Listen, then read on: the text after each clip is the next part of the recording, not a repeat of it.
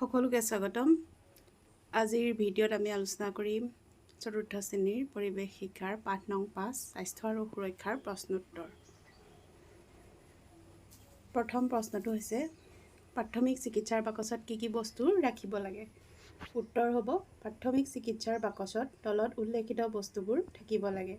বিশুদ্ধ কপাহ, বেণ্ডেজ বা চাফা কাপোৰ, গ্লোভছ, থাৰ্মোমিটাৰ, জুলীয়া এণ্টিছেপ্টিক, বীজাণুনাশক মলম, বিষ নিৰাময়ৰ বাবে ব্যৱহাৰ কৰা মলম আৰু এখন সৰু কেঁচি। দ্বিতীয় প্ৰশ্নটো হৈছে আলিবাটত খোজ কাঢ়োঁতে কি নিয়ম মানি চলিব লাগে? উত্তৰটো এনেদৰে লিখিবা। আলিবাটত খোজ কাঢ়োঁতে তলৰ নিয়মসমূহ মানি চলিব লাগে। আলিবাটত সদায় নিজৰ বাওঁহাতে খোজকাঢ়িব লাগে। আলিবাট পাৰ হওঁতে প্ৰয়োজন সাপেক্ষে আগলৈ পাছলৈ সোঁফালে আৰু বাওঁফালে চাই লৈ কোনো ধৰণৰ যান বাহন নাহিলেহে পাৰ হ'ব লাগে। আলিবাট পাৰ হওঁতে সদায় জেব্ৰা ক্ৰচিঙৰ ওপৰেৰে পাৰ হ'ব লাগে। ইয়াৰ পিছৰ প্ৰশ্ন যোগাসন আৰু প্ৰাণায়াম কৰিলে কি হয়? উত্তৰটো এনেদৰে লিখিবা।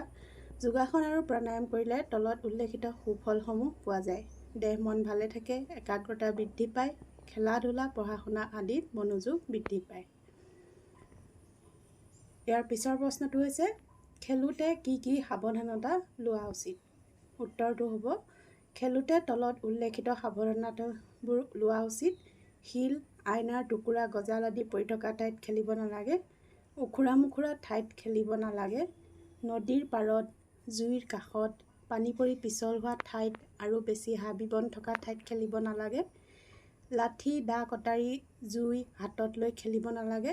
খেলি থাকোঁতে ইজনে সিজনৰ গালৈ দুখ পাব পৰা বস্তু দলিয়াব নালাগে। ইয়াৰ পিছত আছে খালী ঠাই পূৰ কৰা। শৰীৰত কম পৰিমাণে পোৱা আঘাত প্ৰাথমিক চিকিৎসাৰ দ্বাৰাই ভাল কৰিব পাৰি। খ.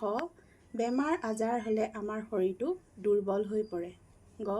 অকস্মাতে হোৱা দুৰ্ঘটনাই হ'ল আকস্মিক দুৰ্ঘটনা। ঘ. তিতা হাতেৰে বৈদ্যুতিক সৰঞ্জাম আৰু বৈদ্যুতিক ছুইচ চুব নালাগে। এতিয়া আহোঁ আমি ইয়াৰ পিছৰ প্ৰশ্নলৈ। শুদ্ধ উত্তৰটো বাছি উলিওৱা। ক. চিকিৎসকৰ সহায় নোলোৱাকৈ আঘাত পোৱাৰ লগে লগে কৰা চিকিৎসাক প্ৰাথমিক চিকিৎসা বোলে। খ. উখুৰা মুখুৰা ঠাইত খেলিব নালাগে। গ. আলিবাটত সদায় নিজৰ বাওঁহাতে খোজকাঢ়িব লাগে। ঘ. জুইৰ কাষত নহয় আঁতৰত বহিব লাগে।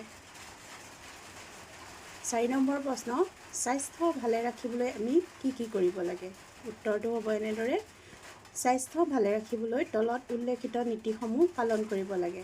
শৰীৰ পৰিষ্কাৰ কৰি ৰাখিব লাগে। নিয়মিত যোগাসন আৰু প্ৰাণায়াম কৰিব লাগে। নিয়মিত খোজ কঢ়া, দৌৰা, চাইকেল চলোৱা আদি শাৰীৰিক ক্ৰিয়াকলাপ কৰিব লাগে। খেলা ধূলা কৰিব লাগে আৰু যথেষ্ট পৰিমাণে বিশুদ্ধ পানী খাব লাগে।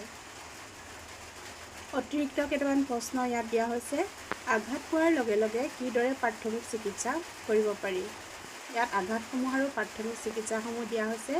শৰীৰৰ কোনো ঠাইত কাটিলে বিশল্যকৰণী বা নাৰ্জী ফুলৰ পাত লগাব লাগে। জুইয়ে পুৰিলে আলুৰ ৰস লগাব লাগে। হাত ভৰি মুচুকা খালে কেঁচা হালধি পিহি লগাব লাগে। মৌ-মাখি বৰলে বিন্ধিলে নহৰু বা পিঁয়াজৰ ৰস লগাব লাগে। জোকে কামুৰিলে নিমখ লগাব লাগে। সাপে খুটিলে তলৰ কোনটো কাম কৰা উচিত?